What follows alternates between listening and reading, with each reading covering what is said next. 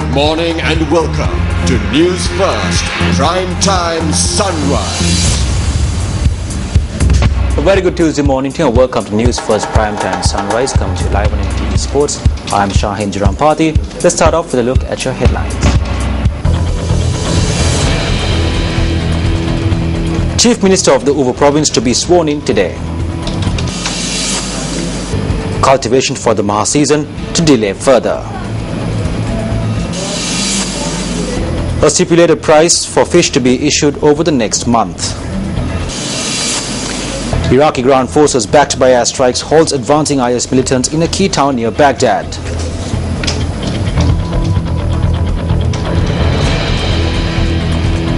Now for a comprehensive look at those stories. Shashinda Rajapaksa is scheduled to be sworn in as Chief Minister of the Uva Province before President Mahinda Rajapaksa today. Governor of the Uva Province, Nanda Matthews, said that other councillors of the province and new members of the United People's Freedom Alliance are also scheduled to be sworn in today. The swearing-in ceremony will take place at the Presidential Secretariat. The governor said that members of other parties who are elected to the Uva Provincial Council will be sworn in over the next few days.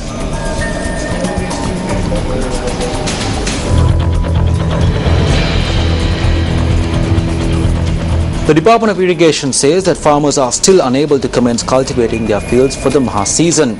Director of the Water Management Unit of the Irrigation Department, Janik Meghastana, said that in order for cultivation activities to commence, the water levels of the irrigation reservoirs must have a minimum level of 30%.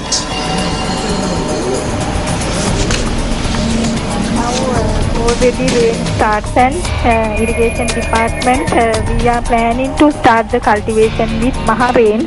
Especially we discussed with Department of Meteorology regarding the next month forecast. Then we already had the pre-Kanda meeting. Then we discussed with farmers to start their land preparation with onset rainfall, and we hope to collect available water at the tanks, and then we can issue during the season to protect their cultivation.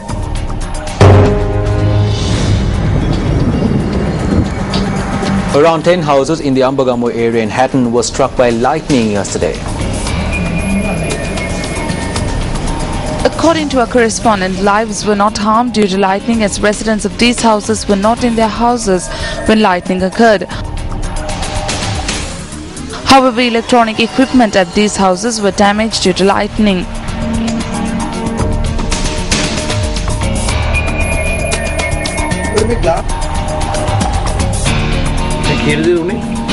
Meanwhile, the Met Department forecast that thunder showers can develop at several places over the island during the afternoons or nights, and that temporary localized strong winds can be expected during thunder showers. According to the Met Department, showers or thunder showers will also occur at several places in the sea areas off the coast extending from Putlam to Galle via Colombo.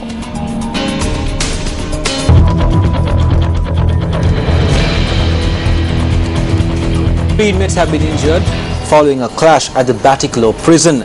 Prisons Commissioner General Chandaratna Pallegama said that the injured inmates have now been hospitalized.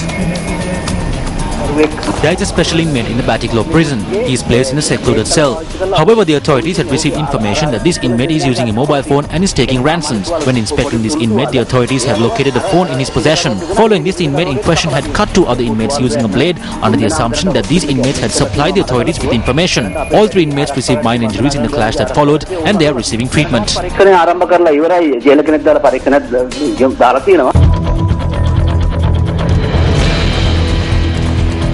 Minister of Fisheries and Aquatic Resources Development Rajitha Senaratna says that a stipulated price for fish will be issued over the next month. The minister said that 14 varieties of fish have been identified for the stipulated pricing.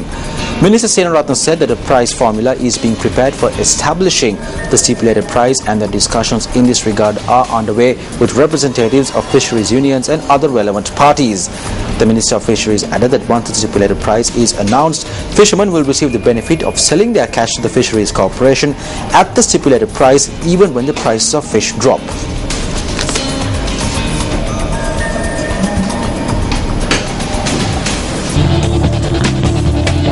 Starting off sports with a look at cricket news. West Indies and Kolkata Knight Riders off-spinner Sunil Narine has been reported for a suspected illegal bowling action following his side's 36-run win over Dolphins in the Champions League 2020 Group A match last evening in Hyderabad. The charge was laid by on-field umpires Anil Chaudhary and Chettihodi Shamsuddin along with third umpire Kumar Dharmasena and specifically relates to Narayan's quicker ball. Under CLT20 guidelines, Narayan may request for an official assessment from the BCCI Suspect Bowling Action Committee. Narayan has been placed on the tournament's warning list but will still be able to play. However, if he is reported again while still on the warning list, he will be suspended from bowling for the remainder of the tournament. Narayan claimed figures of 3 for 33 in his 4-over spell during the win over Dolphins. Narayan is currently the leading wicket taker in this year's CLT20 with 11 wickets in 4 games at an average of 7.45, also the best in the tournament. He also has the most wickets in the 6-year history of the CLT20, accumulating 38 in 19 matches.